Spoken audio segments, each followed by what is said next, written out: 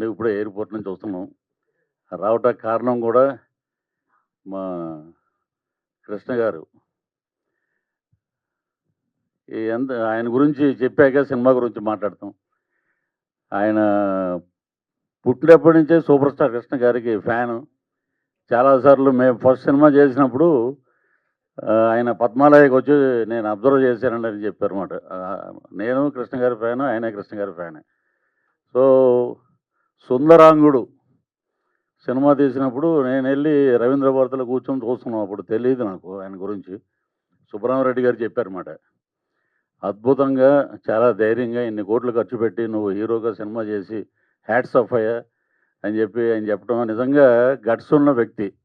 ఒక సినిమాయే కాదు, మామూలుగా సేవా కార్యక్రమాలైతే చాలా ఉన్నాయి. ఆయన ఒక డిక్షనరీ లాంటి వ్యక్తి. ఆయన ఇచ్చిన స్ఫూర్తితోటే చాలామంది నిజంగా ఈ రోజున చాలామంది చదువుకుంటున్నారు, చాలామంది సెటిల్ అయ్యారు. ఆయన చూడటానికి అలాగా కనబడతాడు ఆయన. ఎప్పుడు జితేంద్ర, ఒక రేఖ గారు ఎలా ఉన్నారో అలాగే ఆయన ఎన్ని సంవత్సరాలైనా అలాగే ఉంటాడు ఆయన. That is Krishna Sai. మంచితనం, మానవత్వం కలబోసినటువంటి ఒక హీరో. ఇండస్ట్రీలో ఎంతోమందికి అవకాశాలు రాని టైంలో ఆయన వారి సినిమాల్లో చాలామందికి కొత్త వాళ్ళకి అవకాశాలు ఇవ్వటం జరిగింది. సో, అలాగే డ్రగ్స్ మీద ఒక అవేర్‌నెస్ ఇప్పుడు అందరూ మాట్లాడుతున్నారు. రేవంత్ రెడ్డి గారు వచ్చారు, డ్రగ్స్ మీద ఉక్కుపాదం పెట్టారు అది ఇది అని. దానికన్నా ముందు నుంచి ఆయన డ్రగ్స్ మీద అవేర్‌నెస్ తీసుకొచ్చి ఒక షార్ట్ ఫిల్మ్ ఒకటి బ్రహ్మాండంగా, షార్ట్ ఫిల్మ్ అని అనలేము, అది సినిమా లాగానే ఉందది. దాంట్లో అది చూసి ఐఏఎస్‌లు, ఐపీఎస్‌లు, గవర్నర్స్ కూడా, ఈ మన తమిళనాడు గవర్నర్ గారు కానీ, వేరే స్టేట్‌కి ఉన్న గవర్నర్స్ కానీ అది చూసి ఆయన అప్రిషియేట్ చేయటం అంటే ఆయన నిజంగా సొసైటీకి చేసే సేవ చాలా అద్భుతం.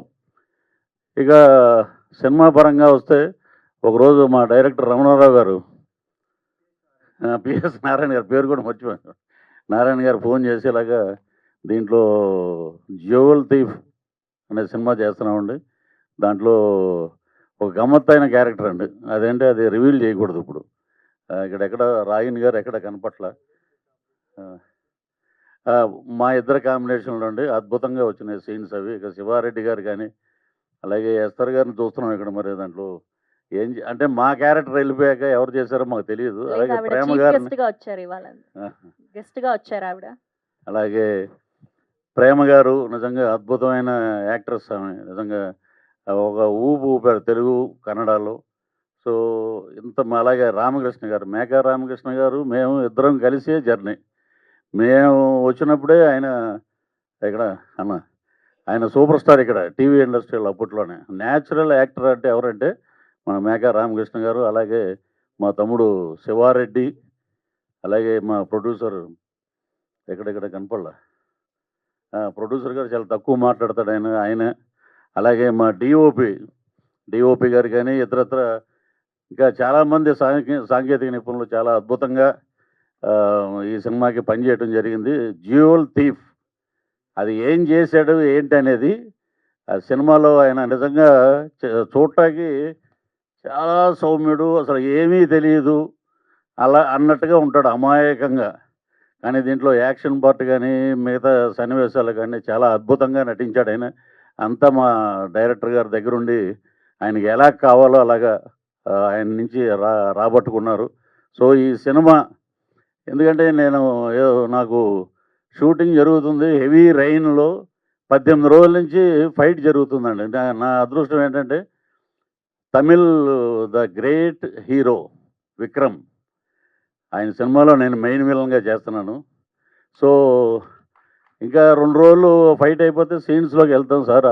అర్జెంటుగా కొంచెం నాకు ప్యాకప్ చెప్తే నేను బయలుదేరి వెళ్తానండి. నాకు ఎందుకంటే కృష్ణ సాయి గారు అంటే చాలా అభిమానం. మా తమ్ముడు అని అనొచ్చు, తప్పులేదు.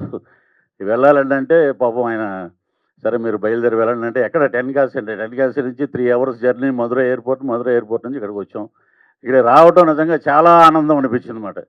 వారిని చూడంగానే నాకు నిజంగా టీము ఇక్కడ అందరూ మాట్లాడుతున్నారు. సో, ఎక్కడ మిస్ అవుతాం అనుకున్నాం, వచ్చేసాము. సో, ఈ సినిమా అటు ప్రొడ్యూసర్ గారికి, డైరెక్టర్ గారికి, క్యాస్ట్ అండ్ క్రూకి, అలాగే కెమెరామ్యాన్ విజయ్ కుమార్ గారికి, అలాగే అందరికీ ఒక అద్భుతమైన విజయాన్ని ఇవ్వాలి. అలాగే ఎక్కువ డబ్బులు రావాలని ఆ లక్ష్మీ నరసింహస్వామిని మనస్ఫూర్తిగా ప్రార్థిస్తూ, ఈ అవకాశం ఇచ్చినటువంటి యూనిట్‌కి మరొకసారి కృతజ్ఞతలు తెలియజేస్తూ సెలవు తీసుకుని జై హింద్.